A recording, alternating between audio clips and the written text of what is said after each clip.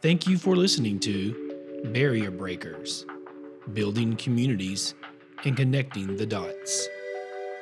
Special thanks to Melissa Azam, Judge Tim Bryan, Ubaldo Moraz, and Prithvi Mudana. Hosted by Jeremy Flowers and Nell Spencer.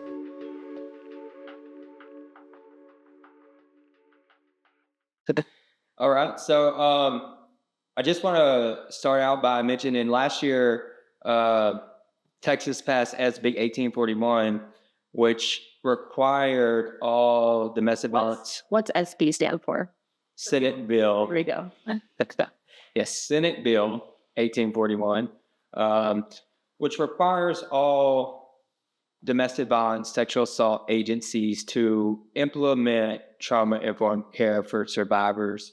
And I think that's critical because it's important, working with survivors, as you'll elaborate on more, that we center them in our work, right? We prioritize them and empower them to make their own choices and have that autonomy in their life.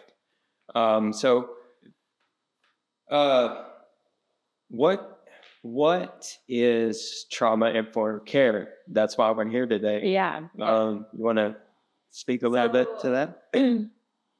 Kind of like the short, easy answer is trauma affects everybody differently. You and I could be in a car accident together and it could not bother you. You could still drive around, whereas I could never drive for the rest of my life because I'd be afraid of it.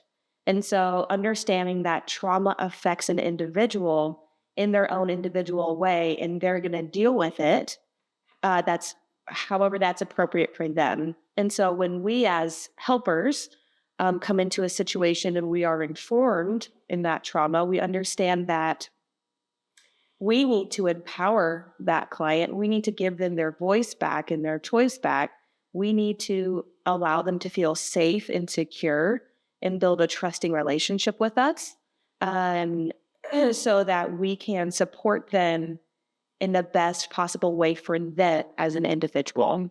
I think it's, really important to acknowledge that everybody's experience is different, right? So then you can meet them where they are in their journey, their healing journey, wherever they are with however they're coping or handling the violence that they experienced. And a lot of people wonder, can you heal, right? Especially in the context of sexual violence. Yeah. And is there a time frame? No. And healing is not linear. I think a lot of the times when a survivor comes in, they say like, okay, well, this is what's happened, or this is what's been happening for this period of time. I just want to move on and be free of it. Well, there's that emotional, psychological side of things where if we are working with people who've experienced trauma, we know that the emotional side of the trauma is going to be the hardest one to overcome. So we have to literally rewire their brain functioning and how they choose to make decisions for themselves and how they respond to certain triggers. And so when we understand trauma and when we build that relationship with them and when we individualize their healing plan for them, we can say, okay, you need X, Y, and Z. Well, it's not linear, right? You go up and down, you might take 3 steps back, you might be making really great progress, and then something triggers an event and the survivor regresses and they kind of go back into that fight or flight mode. Okay, fine. We're going to take that and we're going to change how we did things. We're going to confront, that was a trigger. How did we handle that? What are some things that we could do in the future so that if this happens, you already have this in place? Good. And I think you mentioned earlier needing to feel safe, right? Yeah. And so regulating the nervous system or getting out of that fight or flight mode in order to feel safe will begin that healing process or allow that healing process to begin. Yeah. And I think a lot of times people will come to us, or when people are working with survivors, they want to be able to say like, just do it this way, and here's my advice, or just do what I say, and or if I've experienced this and this is how I dealt with it. Well, part of being trauma informed is learning that you have to build that rapport and that trust between somebody before they start telling you everything, and before they allow their barriers to come down, and before they will start telling you the harder things, right? The more extreme things. And when we're trauma informed, that kind of foundation of trust and support are so important before we start moving forward with do X, Y, and Z to work through this process. Yeah, absolutely. And so I think it's important to understand, like you said, healing isn't linear, so there's really no time frame. And I think that's one of the best things about the services that each of our agencies provide is like it's there for how the counseling is there for however long you need it, right? And so what are the ways that we as agencies could do better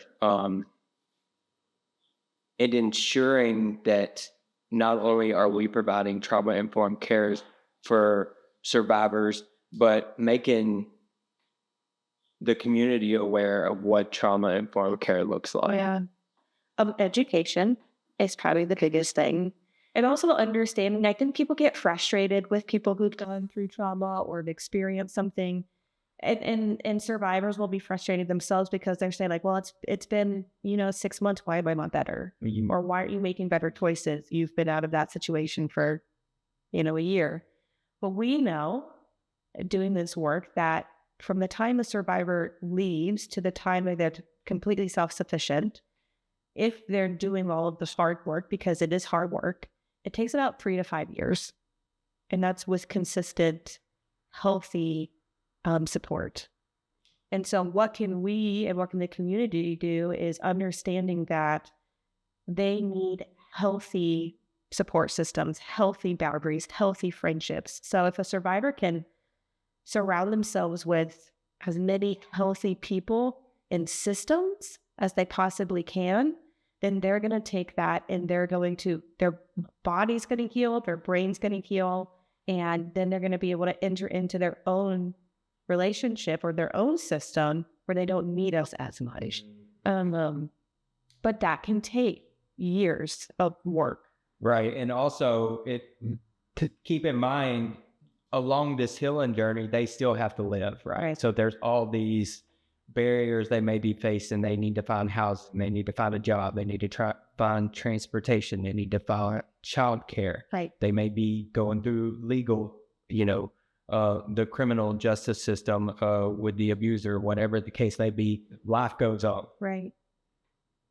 Yeah, and that can be some of the hardest things, right? Is because if I'm trying to focus on myself and be the best version of myself, and I'm going through therapy, while my children have witnessed abuse or have experienced it themselves, they need to go to therapy. But maybe my family system, the system I grew up in, is not a healthy system. Well, if I'm going to work and going to therapy, then where are my kids going to go when I'm at work? Can I send them to my mom or to my grandma or to whoever? But if that system is abusive, I don't want to put them there. And so it's finding those places, the daycares or the after school programs, or where can my kids go so that they can be around less healthy people. That all costs money. Why I can't do that if I don't have a job? Do I have a job that I can be self-sufficient on my own to pay rent and utilities and gas and food, and then on top of it, daycare prices? I don't know.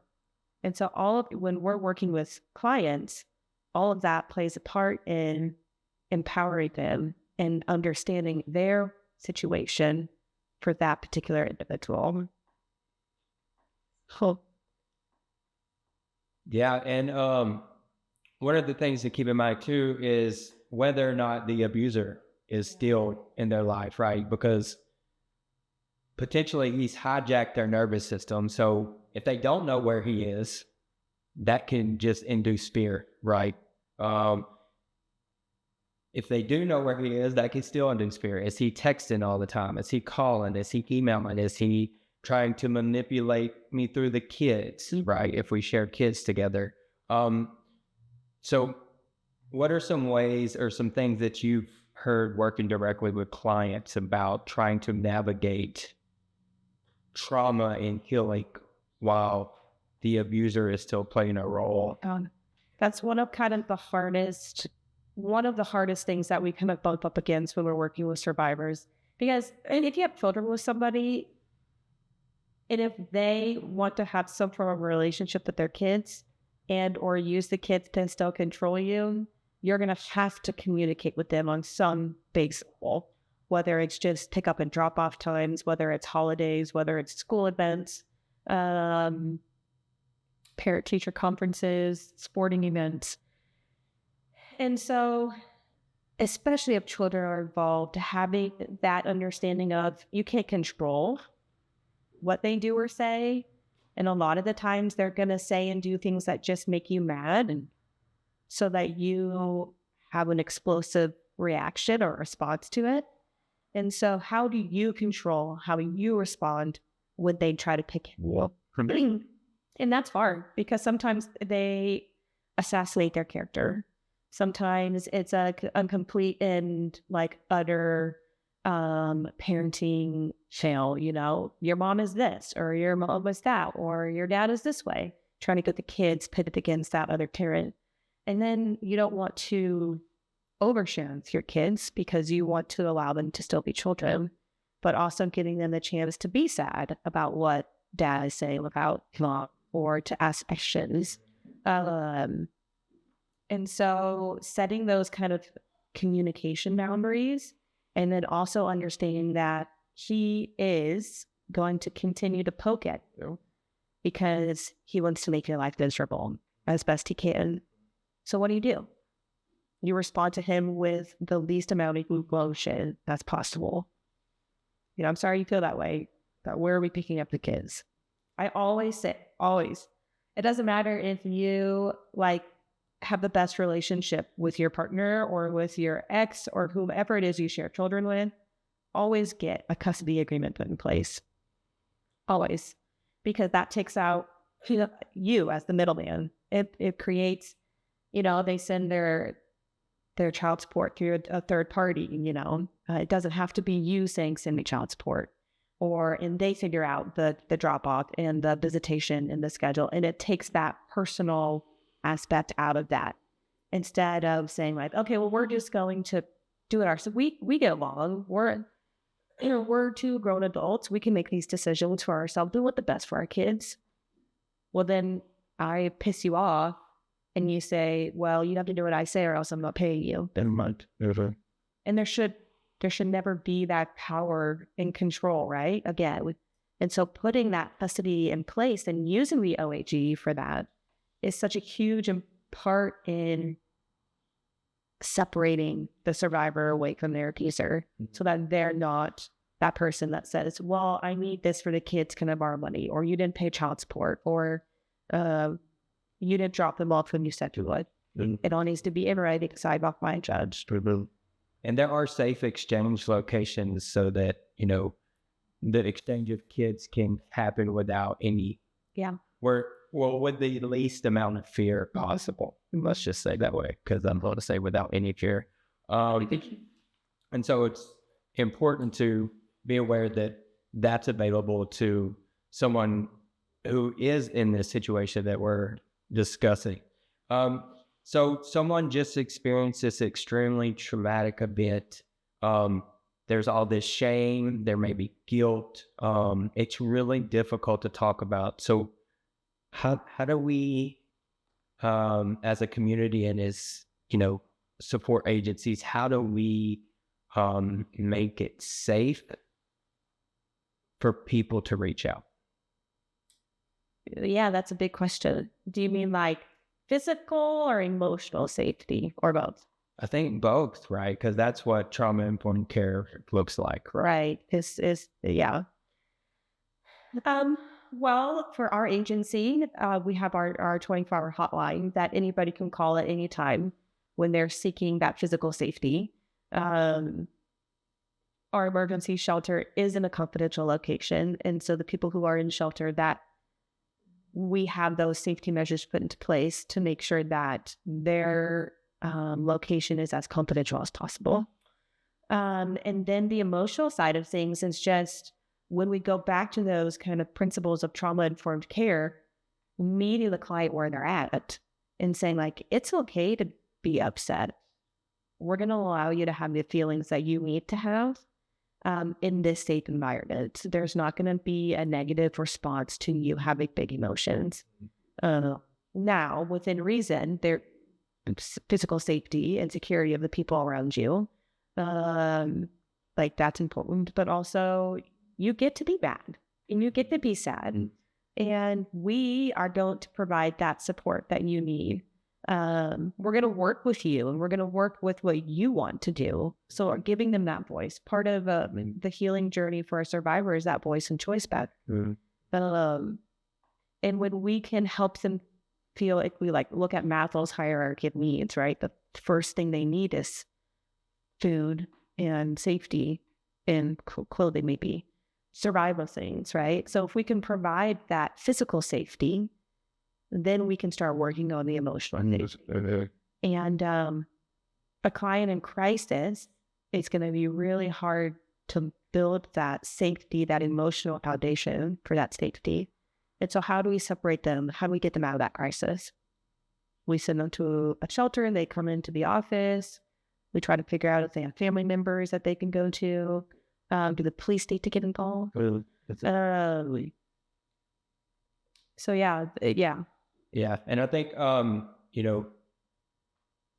asking that question, do the police need to get involved, is important because we need to do risk assessments, right? What are the lethality factors involved in their individual situation? Is it a high-risk case? What can we do to minimize their fears, their concerns? What can we do on our end to help create that safety? So, whether it's monitoring the offender, like you said, we provide all of the same services at the East Texas Crisis Center that you just mentioned: emergency shelter, counseling, advocacy. But also, as you mentioned, getting them into shelter is only one piece of feeling safe. Yeah. Because they're inside of a key card access only room or in a gated facility does not mean that feeling of safety is going to be present with them. Right. Especially if they're just, if they just escaped. Yeah. Yeah. And then you got to think about like technology and using safety measures there. Can they track them? Are they messaging them? Just because I've physically left a situation doesn't mean that he still doesn't have contact with them. And so how do you eliminate that? Leaving a situation is so incredibly hard, and it's a huge decision to make, especially if children are involved. And I think when we are trauma informed as agencies, but also as a community, we understand the huge decision of leaving that a client has to make. It's not just a willy-nilly, I'm leaving now. It's planning. It's thinking about your choice. Is this going to have a negative impact on me and my children? Is moving them into a shelter going to be the best thing for me? Am I still going to be safe, or am I going to be able to survive there? And so when we understand that trauma affects everybody differently and their situation is different, then we can understand that leaving is not an easy decision, and it's not always the decision. Right. Right. So understanding so that we can have compassion. Yeah. Right. And that we can't control how someone responds to trauma. Right. So that's not going to look a certain way. Every individual experience is different. Every circumstance is different. There's not one cookie cutter way, or it's been called before, the perfect victim, right? There's not that. So if we can educate, raise awareness, we can have a collective response of empathy Right. and an understanding so that survivors can gain that autonomy back, right? So that they can have their voice, right? And so that we can center their lived experience, because at the end of the day, they are the experts in their own life. Yeah. And they're the expert in their abuser as well. Mm-hmm. They know what he's going to do, what he's capable of doing. They know what he's willing to say and do to get them back. And we have to defer to that, because abuse is, it's the same, but it's not the same. Everybody's situation is different, whether they're all kind of labeled survivors, but everybody's story is different. And that's when we are trauma informed and client centered. We understand that the way they dealt with it, the way they handle it, the way they are capable of dealing with it, it's going to be unique to who they are and unique to their resilience as well. And kind of like in thinking about unique stories is understanding that the difference between big T and little T traumas. Do you know the difference in those? No, we want to share. Okay. So a big T trauma is going to be something like abuse or sexual assault or war or like a death. And then like a big life event. And then little T traumas are going to be things like maybe the loss of a pet or moving multiple times or bullying, or can be emotional abuse, maybe getting picked on as a kid. So they're things that like everybody kind of sort of goes through in life, but they're not as big as the big life events like being assaulted. But we know that if we have compound trauma or complex trauma, that's a multiple account of big T traumas or multiple little T traumas. And if you have multiple little T traumas for years and years and years, that can be more damaging than one big T traumatic event. Because it starts to wear on your mental health, your physical health, and your ability to deal with a situation, your resilience. And so when we're dealing with people that have dealt with trauma or those big T traumas, even the little T traumas, again, that support system is going to be key in how successful they are when meeting a situation. Yeah, and you mentioned resilience, and I've just got to say that survivors are some of the most resilient people I've ever had the privilege to talk to. And just, it's amazing the capacity building for resilience that they hold. But yeah, is there anything else you would want folks to know about trauma-informed care before we close them? Yeah, I think that we also have to understand. So as a counselor, I use something called the ACEs assessment. It's the Adverse Childhood Experience Assessment. And it's 10 questions. I think it's 10 questions. And what it is doing is just asking you if you've experienced certain events. Was a parent incarcerated? Were your parents, did they use substance? Did they hit or slap you? Were you ever in fear of your life? Did anybody ever sexually assault you? And so you give this assessment and you check off whatever you've experienced before the age of 18. And a person who has more than 4 or more yeses are at risk of experiencing kind of like negative side effects in their lifetime. Mm-hmm. And so if you have 4 or more ACEs, you're 2 times more likely to smoke. You're 2.5 times more likely to get an STI, 4 more times likely to have chronic lung disease. And so we can say abuse can be directly related to your physical health, depending on what the abuse was, when it started happening, and how you dealt with it. Mhm.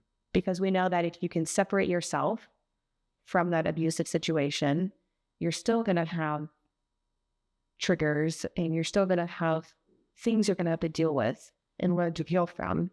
But you can also enter into a healthy stage in your life and your brain will rewire itself. Does that make sense? And isn't the ACEs available online? So anyone listening, if they want to know their ACE score, they could go take it. It is. All right. Yeah. Just Google that. Anyone listening right now hasn't heard about ACEs or the ACE study, go check it out. It's available online. Just Google it. You can find out what your scoring is. Yeah. And I think that it's important to say that when we're dealing with survivors of trauma, there is no how to follow ABCD and then everything will be good. I always like to tell people, like, survivors of trauma or survivors of abuse, they're just human beings. Just have a conversation with them. Just care. If you are genuinely interested in who that person is and what they've experienced and how you can best support them, that's good. You don't have to go to school. You don't have to, get your doctorate in trauma. Know your resources. Put them in contact with the professionals to do it on a daily basis, and then genuinely just care about their well-being. Create those relationships. Ask the hard questions. Be available to listen. A lot of the times people just need to be heard. And that's part of being trauma-informed is, can you just listen and hear what this person is saying so that you can create that connection that we as human beings mean. We were created for relationships. We were created for connection. And we should never allow somebody's experience to get in the way of that connection. Absolutely. So if you want to learn more about trauma-informed care, reach out to the Women's Center in East Texas or the East Texas Crisis Center. And I think that... Yeah, our hotline, I think we need to give our hotline number out for people who have experienced trauma, is 800-441-5555. 903-595-5591. Thanks for listening. And if you have any more questions, hit us up. See you next time.